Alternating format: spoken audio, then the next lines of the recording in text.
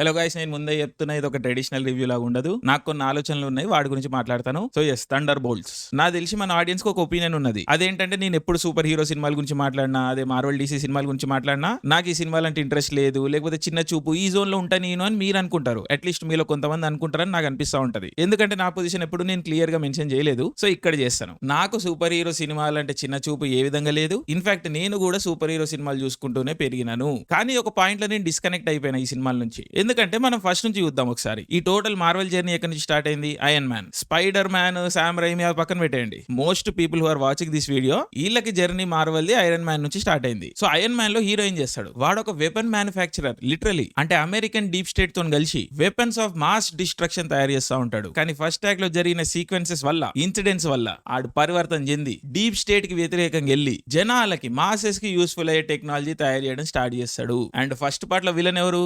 ఇదే deep state operative. ఇది Marvel ethos, లేకపోతే any super hero ethos. Fighting against the system and standing up for the people, because small people, little people can not fight for themselves. అందుకే వాడు hero అయిండు, literal hero అయిండు, super hero అయిండు. కానీ క్రమేణా రాను ఏమైంది? ఇవే సూపర్ హీరోలు డీప్ స్టేట్ తో కలిసిపోయి, ఆ శామ్యుయల్ జాక్సన్, షీల్డ్, ఇవన్నీ ఏంటి? ఇవన్నీ American deep state programs. So super హీరోలు వీళ్ళు కలిసిపోయి, మల్టీనేషనల్ కార్పొరేషన్స్ వీటితో కలిసిపోయి, వీళ్ళందరూ కలిసి చెడ్డోళ్లతో యుద్ధాలు చేస్తారా? మరి ఇంకా చెడ్డోడెవడు మిగిలిండు? నువ్వు నేనా? ఎవరైతే మల్టీనేషనల్ కార్పొరేషన్ ని ప్రశ్నిస్తుండు వాడా? ఎవడైతే వీళ్ళ ప్రాపగాండాని ప్రశ్నిస్తుండు వాడా? ఎవడైతే ఫ్యాక్టరీ వర్కర్ ఉన్నాడో వాడా? వీళ్ళ వోక్ ఎజెండాకి వ్యతిరేకంగా పోతుండో వాడా? ఎవడు వీళ్ళని ఇక్కడ నాట్జీ అంటారు? ఎవడు నాట్జీ అంటే 21st సెంచరీలో ఎవడు నాట్జీ? సో ఇది ప్రాబ్లం నాకు మార్వెల్ సినిమాలతోని, లేకపోతే సూపర్ హీరో సినిమాలతోని. They have lost their path. Multinational కార్పొరేషన్లు వాళ్ళ ఎజెండాలు ఒక బ్యూటిఫుల్ ఆలోచనని, ఒక బ్యూటిఫుల్ కాన్సెప్ట్ ని టేక్ ఓవర్ చేసేసినాయి, కరప్ట్ చేసేసినాయి. సో నేను మనలాంటి వాళ్ళు కనిపించడం మానేసారు ఆ సినిమాల్లో. అందుకని ఆ సినిమాలు మనకు దూరం అయిపోయినాయి, ఆబ్వియస్లీ, న్యాచురల్లీ. అది పాయింట్. అండ్ ఇక్కడ వోకిజం అంటే కూడా చాలా మందికి మిస్కన్సెప్షన్స్ ఉన్నాయి. అసలు ఏంటిది వోకిజం అంటే? కార్ల్ మార్క్స్ అనే వ్యక్తి తన టైంలో ఇండస్ట్రియల్ రెవల్యూషన్ టేక్ ఓవర్ చేస్తున్న టైంలో తన చుట్టూ ప్రపంచాన్ని అబ్జర్వ్ చేయడం స్టార్ట్ చేసిండు. దీనిలో మనిషి అనేవాడు, ఇండివిజువల్ అనేవాడు సప్రెస్ అవుతుండు అని గుర్తించిండు. సో అప్పుడున్న వ్యవస్థను ఆయన తప్పు పట్టిండు, క్రిటిక్ చేసిండు. ఇదే ఆలోచన రాను క్రమేణా కమ్యూనిజం గా రూపుదిద్దుకున్నది. ఈ టాపిక్ ఎప్పుడైనా మనం కల్చర్ స్టేషన్ తెలుగు ఛానల్లో డీప్ గా అనాలిసిస్ చేద్దాము. చాలా విషయం ఉంది ఇక్కడ, అండ్ చాలా మందికి చాలా మిస్కన్సెప్షన్స్ ఉన్నాయి. సో అవన్నీ మనం ఎలాబరేట్ గా డిస్కస్ చేద్దాము. అందుకే ఉన్నది ఆ channel culture station Telugu. Check చేయకపోతే వెళ్ళి చెక్ చేయండి, సబ్స్క్రైబ్ చేసుకోండి. బట్ ఎనీవే, మార్క్స్ కొన్ని ప్రెడిక్షన్లు చేసిండు. ఏందంటే ఎక్స్ట్రీమ్లీ ఇండస్ట్రియలైజ్ సొసైటీలో విప్లవం పుడుతుంది, అది కమ్యూనిస్ట్ విప్లవం అని మాట్లాడిండు. కమ్యూనిస్ట్ విప్లవం అంటే ప్రజల విప్లవం. ఉన్న సిస్టమ్ ని క్రిటిక్ చేయడం వరకు కరెక్ట్ గా చేసిండు. కానీ చేసిన ప్రతి ప్రెడిక్షన్ ఫెయిల్ అయింది. కమ్యూనిస్ట్ రెవల్యూషన్ ఇండస్ట్రియలైజ్ సొసైటీస్ లో అవ్వలేదు. రష్యా లాంటి ఒక అగ్రేరియన్ సొసైటీలో జరిగింది. దీంట్లో కూడా చాలా టాపిక్స్ ఉన్నాయి, చాలా డెప్త్ ఉన్నది. ఈ కమ్యూనిస్ట్ రెవల్యూషన్ అంటే ఏంది? ఇది యాక్చువల్ గా ప్రజల విప్లవమా, లేదా రష్యన్ డీప్ స్టేట్ కి అండ్ రాజుకి మధ్యలో వారా? ఇవి చాలా ఉన్నాయి ఆస్పెక్ట్స్ ఇక్కడ. అగైన్ కల్చర్ స్టేషన్ తెలుగులో మనం మాట్లాడుకుందాం ఇవన్నీ. బట్ పాయింట్ ఏంటంటే, రష్యాలో విప్లవం అనేది వచ్చింది, కానీ కొన్ని దశాబ్దాలైన వెస్ట్ లో, అంటే ఇండస్ట్రియలైజ్ కంట్రీస్ లో విప్లవం అనేది రాలేదు. దీనికి శాస్త్రవేత్తలు లేకపోతే మేధావులు రష్యాలో కూర్చొని అండ్ యూరోప్ లో కూర్చొని ఎందుకు జరగలేదు అని పరిశీలించినప్పుడు, ఇక్కడ కల్చర్, రిలీజన్, సోషల్ కోహిజన్ ది చాలా స్ట్రాంగ్ రోల్ ఉంది. ప్రజలు వాళ్ళ కల్చర్ కి చాలా హోల్డ్ ఆన్ అయి ఉన్నారు. ఇలాంటి అబ్జర్వేషన్స్ చేయడం స్టార్ట్ చేశారు. సో ఎకనామిక్ మీన్స్ ద్వారా విప్లవం అనేది రాదు వెస్ట్ లో, కల్చర్ ద్వారానే వస్తది. సో కల్చర్ ని అటాక్ చేయాలి అని చెప్పేసి కల్చరల్ మార్క్సిజం అన్న ఒక ఐడియాని పుట్టించారు. దాన్నే ఫ్రాంక్ఫర్ట్ స్కూల్ అని, లేకపోతే పోస్ట్ మోడర్నిజం అని, పోస్ట్ స్ట్రక్చరలిజం అని, ఇలాంటి చాలా బ్రాడర్ థియరీస్ ని డెవలప్ చేసి వాటిల్లో ఈ కమ్యూనిస్టిక్ ఐడియాలజీని, కల్చరల్ మార్క్సిజం ని ఇంబైబ్ చేసి వెస్ట్ కి ఎక్స్పోర్ట్ చేసిర్రు. సో ఒక 40-50 ఇయర్స్ నుంచి ఈ కల్చరల్ మార్క్సిజం అనే ఐడియా, ఈ ఫిలాసఫీ, ఈ థాట్ ప్రాసెస్ అమెరికన్ అకాడమియాని క్యాప్చర్ చేయడం స్టార్ట్ చేసింది. దీంట్లో మళ్ళీ రేసిజం ఇవన్నీ యాంగిల్స్ యాడ్ అయ్యి, ఇంటర్సెక్షనాలిటీ యాడ్ అయ్యి, ఫెమినిజం అన్న యాంగిల్ యాడ్ అయ్యి, ఎన్వైరన్మెంటలిజం అన్న ఎలిమెంట్ యాడ్ అయ్యి, ఇలా క్రమేణా వృద్ధి చెందుతూ, ఇవాల్వ్ అవుతూ అది రోజు వోకిజం అని విలువబడుతున్నది. ఇది వోకిజం అంటే ఎట్ హార్ట్ వోకిజం అనేది కమ్యూనిస్ట్ విప్లవం, కమ్యూనిస్ట్ సిద్ధాంతం. ఈ వెస్టర్న్ ఇండస్ట్రియల్ సొసైటీకి అగేన్స్ట్ గా పుట్టిన విప్లవం ఇది. సో వోకిజం శత్రువులు ఎవరు? రిలీజన్ అంటే చర్చ్, ఈ పొలిటికల్ వ్యవస్థ, డెమోక్రాటిక్ పొలిటికల్ వ్యవస్థ. 3 ఈ ఇండస్ట్రియల్ వ్యవస్థ అంటే మల్టీనేషనల్ కార్పొరేషన్స్. 4 ఈ deep state. Again deep state అంటే ఏందని మనం కల్చర్ స్టేషన్ లో మాట్లాడుకుందాం. బట్ వోకిజం కి 4 శత్రువులు ఉండాలి. కానీ మీరు క్రమేణా చూసుకుంటే, ఈ మార్వెల్ సినిమాల్లోనే మీరు చూసుకుంటే ఏం జరుగుతున్నది?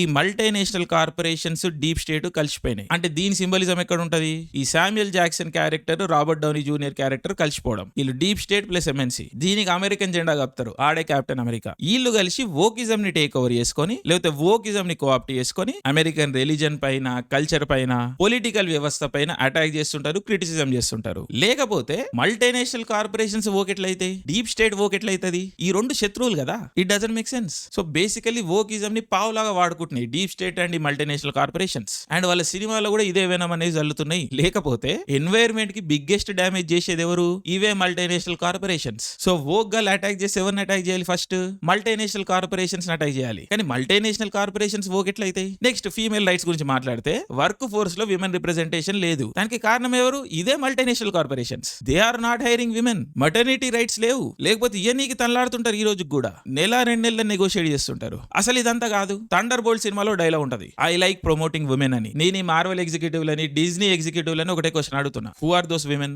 ఎట్లా డిఫైన్ చేస్తున్నా వాళ్ళని? తెలియదు. ప్యాక్ వెళ్ళిపోతారు వాళ్ళు ఆన్సర్ చేయని క్వశ్చన్. సో ఫండమెంటల్ లెవెల్స్ లో కరప్షన్ అనేది ఉన్నది ఈ సిస్టమ్ లా. సూపర్ హీరో సినిమాలు అనేవి ఈ రోజు బిగ్గెస్ట్ ఫోర్సెస్ ఆఫ్ ఈవిల్ అయినాయి. వాళ్ళు జనాలను ప్రోగ్రామ్ చేస్తున్నారు, ఎస్పెషల్లీ యంగ్ పీపుల్ ని ప్రోగ్రామ్ చేస్తున్నారు. ఇక్కడ యంగ్ పీపుల్ అడగాల్సిన ప్రశ్న ఏంటి? Gen Z is the purest generation. Resources లేవు, ఎకనామిక్ ప్రాస్పెక్ట్స్ లేవు, ప్రాపర్టీ లేదు, దానికి మించి క్రెడిట్ కార్డు బిల్లులు, ఎడ్యుకేషన్ లోన్లు, ఇవి వాళ్ళ ప్రాబ్లమ్స్. వాళ్ళ లైఫ్ లో ఆనందం లేదు, మెంటల్ హెల్త్ సరిగా లేదు, everybody is going through some mental disorder. Why? Quality of life లేదు. ఇవి కదా ఒక మనిషి అడగాల్సిన ప్రశ్న. నా బతికెందుకు సక్కలేదని అదోదిలేసి ఎక్కడ ఈ ప్రశ్నలు అడుగుతారో అని చెప్పేసి, ఎక్కడ వీటన్నిటికీ కారణం ఈ కంపెనీలని ప్రజలు గుర్తిస్తారు అని చెప్పేసి వీళ్ళని డిస్ట్రాక్ట్ చేస్తున్నారు. లే నువ్వు ఎన్వైరన్మెంట్ కోసం కొట్లాడు, లే వాడు నాట్జీ వాంతో పోయి కొట్లాడు, ఇట్లా ఎంగేజ్ చేసి పెడుతురు. సోషల్ మీడియా నాయిస్ జనరేట్ చేస్తారు, జనాలకు ఒక మేనియా క్రియేట్ చేస్తారు. దాని బై ప్రోడక్ట్ ఏంది? Mental health epidemic, chronic sadness.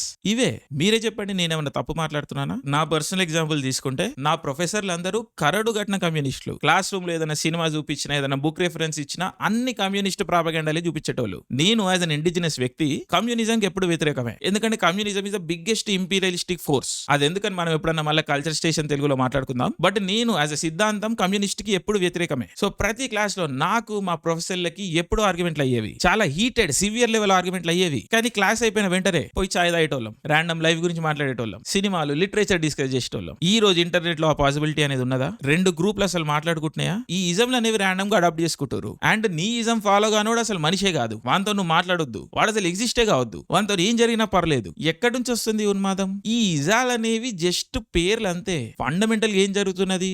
ఆ ప్రాంతంలో ఆ టైంలో ఎవడైతే బిగ్గెస్ట్ గుండానో వాడు గెలుస్తున్నాడు, వాడు కంట్రోల్ చేస్తున్నాడు వ్యవస్థని. దానికి ఏదన్నా పేరు పెట్టుకుంటున్నాడు. So fundamentally all isms are తగ్గరి. ఎవడైతే బిగ్గెస్ట్ వైలెన్స్ క్రియేట్ చేయగలుగుతాడో వాడే గెలుస్తాడు. అంతే. ఒక ఇండివిజువల్ లైఫ్ ఎట్లా ఎఫెక్ట్ అవుతుంది అనే చూసుకోవాలి. అండ్ అది ఎప్పుడు కాన్స్టెంట్ కాదు. అది ఐదర్ బెటర్ ఉండొచ్చు, బ్యాడ్ ఉండొచ్చు. అది టైమ్ అండ్ లొకేషన్ ని బట్టే ఉంటది. సో ఒక ఇండివిజువల్ ప్రాసెస్ ఎప్పుడైనా ఆ లైఫ్ ని, ఆ క్వాలిటీ ఆఫ్ లైఫ్ ని బెటర్ చేసుకోవాలి అన్నట్టుగానే ఉండాలి. రైట్స్ అనేవి ఎక్కువ తెచ్చుకోవాలి అన్నట్టుగానే ఉండాలి. స్టేట్ ని ఎప్పుడు కంట్రోల్లో ఉంచాలి అన్నట్టుగానే ఉండాలి. సొసైటీలో వైలెన్స్ అనేది ఎప్పుడు తక్కువ ఉండాలి అన్న ఆలోచనే ఉండాలి. ఇవే ఫండమెంటల్స్. దీనికి ఏ ఇజంతో కూడా పని లేదు. ఇదే ఈ రోజు యంగ్ పీపుల్ అర్థం చేసుకోవాలి. So stop hating your fellow citizen or fellow human being because they don't follow your ism. It doesn't fucking matter. It literally doesn't matter. And నేనేమి కొత్త విషయాలు చెప్తలేను. 50-60 ఏళ్ల నుంచి, 100 ఏళ్ల నుంచి అకాడమిక్ లిటరేచర్ ఉంది దీనిపైన. జస్ట్ చదవాలి, జస్ట్ ఓపెన్ చేసి చదవాలి, బుక్ ఓపెన్ చేసి చదవాలి, లైబ్రరీకి వెళ్ళి చదవండి, ఇంటర్నెట్ ఓపెన్ చేసి చదవండి, అన్ని అవైలబుల్ ఉన్నాయి. ఇదేం పెద్ద బ్రహ్మ విద్య కాదు. ఏదో కాలేజ్కి పోవాల్సిన పని లేదు, ఏదో డిగ్రీ సంపాదించాల్సిన పని లేదు. Anybody can read. Just focus on your life, just focus on your quality of life, focus on your physical health, focus on your mental health. Stop being a saviour. You are not going to save anything. All that you can save is yourself. So focus on your health, education, build a career, have a full life. అది possible లేనప్పుడు ఎందుకు possible లేదని అడగండి. సరైన questions అడగండి, responsible persons అడగండి. అప్పుడు చూడండి ప్రపంచం ఎట్లా షేక్ అవుతుందో. అంతే, అదే చెప్పదలుచుకున్నాను నేను. అండ్ ఇది థండర్ బోల్ట్స్ కాంటెక్స్ట్ ఎందుకు చెప్తున్నా అంటే, అట్లీస్ట్ ఈ రోజన్నా కొంతవరకు ఈ సినిమా కాన్సెప్ట్స్ ని టచ్ చేసింది. ఈ సినిమాలో హీరోస్ ఎవరు? Misfits, people who have done bad things. తప్పులు చేసిన వాళ్ళు. వాళ్ళేం స్పెషల్ కాదు. వాళ్ళు బై డిఫాల్ట్ సూపర్ హీరోస్ కాదు. వాళ్ళు బై డిఫాల్ట్ అవెంజర్స్ కాదు. They are sad, they are lonely, they are having mental health issues, economic prospects లేవు, హ్యాపీనెస్ లేదు, ఆనందం లేదు. ఈ ప్రాబ్లమ్ ని ఐడెంటిఫై చేసినంత వరకు థండర్ బోల్ట్స్ మూవీ కరెక్ట్ ఉంటది, కరెక్ట్ ఇష్యూస్ ని టచ్ చేస్తుంది. సో ఎంతో కొంత ఆనెస్టీగా అనిపించింది నాకు ఈ మూవీలో. అండ్ చాలా మంది జెన్జీ ఈ సినిమా చూస్తారు, సో వాళ్ళు కూడా రిలేట్ అవుతారు. సో ఈ సందర్భంలో ఈ ఇన్ఫర్మేషన్ ఇవ్వాలి అని నేను అనుకున్నా, మాట్లాడుతున్నా. But as such thunder bolts cinema గురించి నాకు పెద్ద ఒపీనియన్ ఏం లేదు. It is one more generic Marvel film. And normal గానే కంక్లూజన్ వచ్చే టైం కి మళ్ళీ డీప్ స్టేట్ తోనే కలిసి వెళ్ళి పోరాడుతుంటారు. ఎందుకంటే we should not forget, Marvel is still owned by Disney, one of the most corrupt, evil, multinational corporations. That's what it is. So ultimately రైటర్లు డైరెక్టర్లు అనే వాళ్ళు వాళ్ళ బాసెస్ ని దాటిపోలేరు, కానీ మాస్క్ చేసి కొన్ని ఐడియాలు అయితే స్నీకింగ్ చేయగలిగిర్రు, ఆ రిలేటబిలిటీ ఫ్యాక్టర్ అయితే మెయింటైన్ చేయగలిగిర్రు. సో మనకి ఈ విషయాలు మాట్లాడుకునే అవకాశం రాగలిగింది. అండ్ లార్జ్లీ సినిమా పరంగా మాట్లాడితే it's not a great film, acting is not that great. ఇంకా ఈ మధ్య మార్వెల్ సినిమాలకు బడ్జెట్ తక్కువైపోయింది కాబట్టి ఆ గ్రాఫిక్స్ కూడా అంత గొప్పగా ఉంటలేవు. మ్యూజిక్ ఈజ్ ఎస్పెషల్లీ బ్యాడ్, అంటే గుర్తుపెట్టుకునే మ్యూజిక్, ఐకానిక్ మ్యూజిక్ ఏ ఉంటలేదు. బేసికలీ సస్తా అవెంజర్సే. అండ్ నాకు పర్సనలీ ఫ్లారెన్స్ ప్యూ ని చూడడం కొంచెం కష్టం. I don't know, I'm not a fan.